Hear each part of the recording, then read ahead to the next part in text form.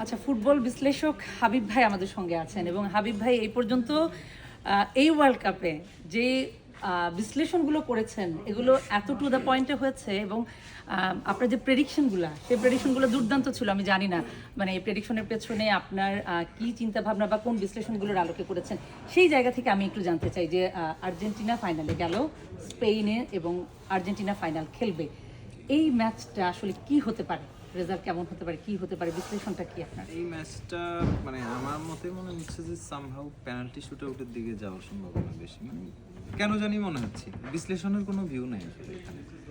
কারণ Spain গ্যাগেন press করবে, মানে কাউন্টার প্রেস করবে, বল রিকভার করার চেষ্টা করবে, কিন্তু সেক্ষেত্রে রিকভার করতে গেলে অনেকগুলো বডি পুশ করবে। তো অনেকগুলো বডি যদি মেসি সহ মিডফিল্ডে পুশ করা হয়, মেসি কিন্তু ওই ধরনের মিডফিল্ডের জায়গা বের করে। তো জায়গা বের করলে স্পেন মিডফিল্ডের পেছনে রান নেওয়ার মতো জুলিয়ান আলভারেজ, গুলিয়ানো সিমিওনেরা কিন্তু রেডি থাকে। এবং অ্যাথলেটিকো মাদ্রিদের হয়ে এই কাজটা সিমিওনে করে দেখিয়েছেন বার্সেলোনাকে আসলে অনেকবার হারিয়ে। এবং স্পেন হাইলাইনে খেলে লাইক বার্সেলোনা, একেবারে ফ্রান্সের সাথে যে খেলাটা হাইলাইন বার্সেলোনা স্টাইল খেলা হয়েছে, ক্লিয়ারলি ভিজিবল যে Spain playing like Barcelona.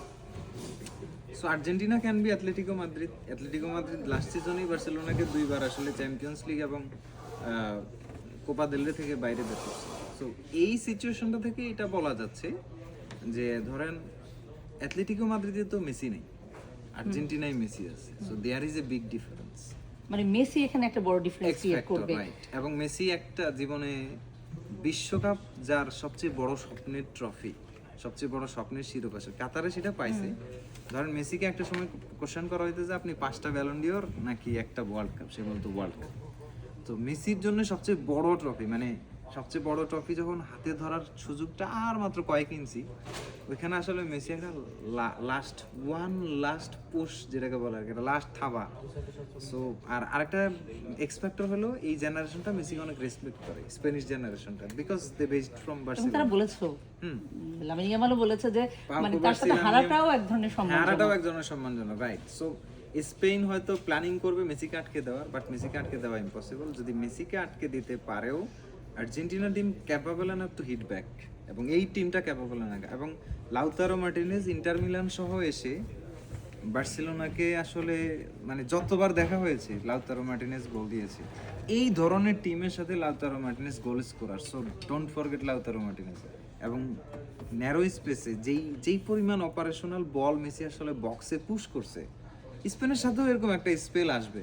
And I think Argentina can win this match.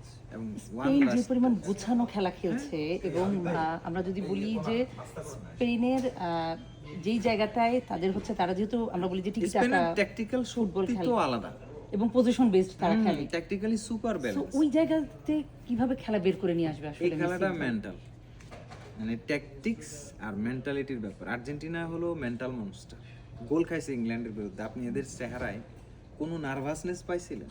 মানে লাস্ট মোমেন্টাম চলে আসছে, 90 মিনিট কাছাকাছি, মানে ওদেরকে নার্ভাস ফিলই হয় নাই। এবং এনজো ফার্নান্দেজ যেই শট নিছে, নার্ভাসনেস ভিতরে রেখে এই শট দেওয়া যায় না।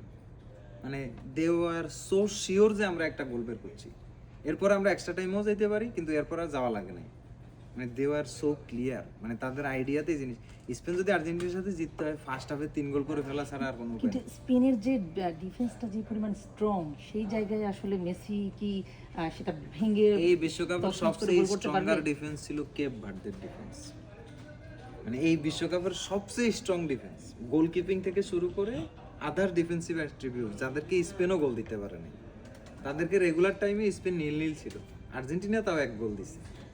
তো স্প্যানিশ ডিফেন্স আর্জেন্টিনার বিপক্ষে কেপ ভার্দে হয়ে উঠবে, ব্যাপারটা এইভাবে বলা যায় না। কারণ ট্যাকটিক্যাল খেলা, মিডফিল্ড ব্যাটেলের খেলা, মিডফিল্ড থেকে বল বের হবে এবং সেখান থেকে Messi one touch long ball যে কোনো সময় ক্লাচ মোমেন্টে খেলা করে যেতে পারে। আর আর্জেন্টিনা এনার্জি রিজার্ভ করেই খেলবে। দেখেন ইংল্যান্ড কিন্তু 70 মিনিটে গোল না খাওয়ার আগে 70 মিনিটেই হেরে গেছে, বলতে পারেন যে কিভাবে হেরে গেছে, মেন্টালি অ্যান্ড ফিজিক্যালি। ইংল্যান্ডকে কিন্তু ড্রেন্ড করানো হয়েছে পুরো ম্যাচটাতে। এরপরে আর ইংল্যান্ডের ওই এনার্জিটুকু ছিল না যে অ্যাটাকিং খেলবে। সো ইংল্যান্ডের কাছে অপশনই ছিল এটা যে আমাদের ফিজিক কাজ করছে না, আমরা বক্সে ডিফেন্স করা ছাড়া উপায় নাই। সো আর্জেন্টিনা সেই পর্যন্ত ম্যাচটা নিয়ে গেছে, অর্থাৎ 70 মিনিটে গোল না হলেও ইংল্যান্ডের কাছে তখনই হেরে গেছে আর্জেন্টিনা। ওই একটা বিষয়। না, তাহলে sorry, আর্জেন্টিনার কাছে আর্জেন্টিনার তখনই হেরে কাছে গেছে ইংল্যান্ড। ইংল্যান্ড। এইখানে একটা বিষয় হচ্ছে যে স্ক্যালোনিও কিন্তু গেম প্ল্যানটা একটু চেঞ্জ করেছে, যখন দেখেছে যে মিডফিল্ডে মেসি খুব ভালো খেলতে পারছে না, তাকে রাইট উইঙ্গে নিয়ে যাওয়া হয়েছে। এরপরে এটা যে আসলে মেসি- নিয়ে যাওয়া হয় না, মেসিই চলে যায়। মেসি আসলে স্পেসটা ডিকটেট করে, যখন মনে হয় যে না এখানে কাজ হচ্ছে না, ঠিক আছে আমি সেন্ট্রালি চেপে যাই, সেন্টারে কাজ হচ্ছে না আমি একটু ডিপে যাই, ডিপে কাজ হচ্ছে না আমি রাইটে যাই। তার মানে সে হেঁটে মার্কিং হেঁটে আসলে পুরো মাঠ মানে দেখে যে মেসি কি আসলে খেলার প্রথম 20 মিনিটে অপোনেন্টকে স্ক্যান করা শেষ, এরপরে কোন জায়গায় কখন কোথায় হিট করতে হবে এটা তার মাইন্ডে সেট থাকে। এই জন্য 1 সেকেন্ডের ন্যানো সেকেন্ডের যদি শুটিং স্পেস পায় শুট করবে গোল, আর যদি সেটা না পায় কন্টিনিউয়াস প্লে মেকিং করতে থাকবে। তাহলে আমরা মানে আপনার বিশ্লেষণ বলছে যে আর্জেন্টিনা এগিয়ে থাকবে স্পেন এবং না, আর্জেন্টিনা ম্যাচে। ট্যাকটিক্যালি স্পেন এগিয়ে, মেন্টালি এবং মেসি ফ্যাক্টরে আর্জেন্টিনা এগিয়ে। সো মেসি ফ্যাক্টরটাই যেহেতু ডিফারেন্স মেকার, আমরা ধরে নিতে পারি যে 55 আর্জেন্টিনা 45 কিন্তু আপনি যখন বলছেন টাই ব্রেকারে যাবে খেলা, তখন ওই সেক্ষেত্রে- আর্জেন্টিনাই ফেভারিট। কিন্তু আপনার কি মনে হয় যে লাউতারো মার্টিনেজ ওই জায়গাটা টাইব্রেকারে গেলে শুনেন 90 থেকে 120 মিনিট, এই যে 30 মিনিট এনার্জিতে কি একানো থাকবে আপনার কাছে মনে হয়? এনার্জিতে যেই এগিয়ে থাকবে, আর্জেন্টিনা, physicality তে। ফিজিক্যালি এগিয়ে থাকবে, কিন্তু আমরা তো মার্টিনেজকে দেখতেছি না গোলকিপার, তাকে ফর্মে এখনো। ফর্মের দরকার নেই তো, মার্টিনেজ হলো পেনাল্টি স্টপ। ও মানে এমনিতেই ওপেন প্লেতে অত ভালো গোলকিপার কখনো কোনো কালেও অত ভালো ছিল না, জাস্ট অ্যাগ্রেশনের কারণে টিকে ছিল ও। কিন্তু ওর চেয়ে ভালো শট স্টপার হলো অ্যালিসন, এডারসন, ব্রাজিলের গোলকিপার, তারপরে ম্যানুয়েল নুয়ার এই বয়সেও অনেক ভালো, ইভেন উনান সিমনও ওর চেয়ে ভালো শট স্টপার। কিন্তু when it's come to the penalty, Emiliano Martinez is the king after Oliver কান, মাঝখানে আর কেউ আসে না। তাহলে আমরা ধরতে পারি যেহেতু ফাইনালে গেছে মেসি, এবং মেসি এই জায়গায় নিশ্চয়ই খেলা ছেড়ে দিবে না, তারা ছেড়ে দেয়ও না, এবং খেলা বের করে আনতে পারে। যে দলটা 10 মিনিটে ইংল্যান্ডের মতো টিমকে ভেঙে ফেলতে পারে, সেই দল আর্জেন্টিনা স্পেনকেও হারাইতে পারে। তাহলে টাই ব্রেকারে যাওয়া পর্যন্ত কি দুই দল গোল শূন্য থাকবে, নাকি দুদলই গোল করবে? টাইব্রেকারে গেলে যে মানে যাওয়ার পরিস্থিতি গোলশূন্য অবস্থাতেই যাবে, গোল কেউ নিলে সেই দল মোমেন্টাম নিয়ে নেবে। যে আগে গোল দিবে। হ্যাঁ, না এটা না, আর্জেন্টিনার আগে গোল দিয়ে লাভ নেই, গোল আগে মানে হচ্ছে কি আর্জেন্টিনাই দিই, তাতে করে অন্তত এক্সট্রা টাইমে যাওয়ার পসিবিলিটি থাকবে, কারণ স্পেন তখন ইকুয়ালাইজিং চান্স পাবে। কিন্তু যদি ধরেন আগে স্পেন গোল দেয়, তখন এই যে হিতে বিপরীতগুলো হয়ে আসছে, ঠিক আছে, তো এখানে একটা প্রবলেম হয়ে যেতে পারে। এটা সুন্দর খেলা তো আমরা দেখবো, এটুকু আমরা এক্সপেক্ট করতে একটা পারি। কঠিন খেলা হবে আসলে, ট্যাকটিক্যাল ব্যাটেলের একটা দুর্দান্ত খেলা হবে, এবং এটা অনেক হাই স্কোরিং ম্যাচও হয়ে যেতে পারে, 3-4, 3-3 এরকম, মানে কাতার ওয়ার্ল্ড কাপ ফাইনালের মতো হইতে পারে। সো যাই হোক না কেন, এখানে আর কোনো অ্যানালাইসিস নাই, কিছু নাই, শুধু এনজয় হবে। এনজয় হবে, মেসি ফ্যান হিসেবে আমরা আসলে সেটাই চাই। Thank you so much Habib ভাই।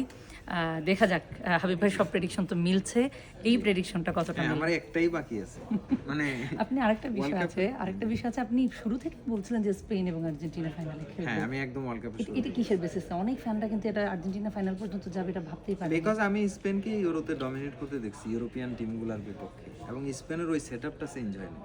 তা আমি এটা বিশ্বাস করছি যে স্পেন তার সামনের প্রতিপক্ষ যা আছে সবাইকে ক্রাশ করে চলে যাবে, এবং স্পেনকে সবচেয়ে বড় চ্যালেঞ্জ জানাবে ফ্রান্স। কিন্তু ফ্রান্সের স্পেনের খেলা হবে Real Madrid versus Barcelona style, control করে সাফোকেট করায় ফ্রান্সকে হারায় দিয়ে স্পেন ফাইনালে চলে যাবে। সো ওই ক্যালকুলেশনটা থেকে বলছি স্পেন ফাইনালে যাবে। আর এদিক থেকে এটা বুঝতে পারছি যে আর্জেন্টিনা ইংল্যান্ডই সেমি হবে। সো ইংল্যান্ড হয়তো নামের ওয়াইজ আর্জেন্টিনা থেকে better, but Argentina mentally better. Semi পর্যন্ত আর্জেন্টিনা আসলে আর্জেন্টিনা ফাইনালের আগে আর হারছে না। ওটাই দেখা যাক এই যেই কারণেই জিতুক। আসলে এই প্রেডিকশন। এই প্রেডিকশনটা মোটামুটি হাবিব ভাই সবগুলো প্রেডিকশনই কাজে লেগেছে। আমরা আশা করি এই প্রেডিকশনটাও কাজে লাগুক, যে আর্জেন্টিনা একটু হলেও মেসির কারণে যেটা আমরা এগিয়ে থাকবে আশা করছি হ্যাঁ, সেটা মেসি থাকুক। যেখানে থাকে আর না সেটাই থাকলে মনে হয় এত সমস্যার কিছু নাই, কারণ মেসির ডাজ খেলা, নট ম্যাটার। মেসি ফাইনালে গেছে মেসির দল নিয়ে, এবং ফাইনাল দেখবো, এই এটা জেনারেশনের আর্জেন্টিনা ফ্যানরা যারা মেসিকে ভালোবাসছে, এরা আসলে 3টা ফাইনাল খেলা দেখে ফেলছে। এখন যদি আরেকটা মেসি কি আসলে আর জন্মানো সম্ভব? না, 100, 200, 300 বছরেও তো মনে হয় না, আসলেই সম্ভব না। হইলে তো আমরা এই আমাদের জীবদ্দশায় আগে পরে দেখতাম, এবং পেলের আমলের লোকজন মেসিকে পাইছে, এবং মেসিকে পাওয়ার পরে বলছি এর উপরে আর যাওয়া সম্ভব না। মানে পেলে ম্যারাডোনাকে তো তারা দেখছে, এখন মেসিকে দেখার পরে বলতেছে যে এর বাইরে আর আসলে ফুটবলে কিছু নাই, তো এর বাইরে আসলেই যাওয়া সম্ভব না। এবং মডার্ন ফুটবল এসে গেছে, স্ট্যাটিস্টিক্স এসে গেছে, মানে সুপার ন্যাচারাল ট্যালেন্ট ছাড়া কেউ 1 বছরে 91 গোল করতে পারবে না। Thank you so much Habib ভাই, থ্যাংক ইউ আপনাদেরকেও।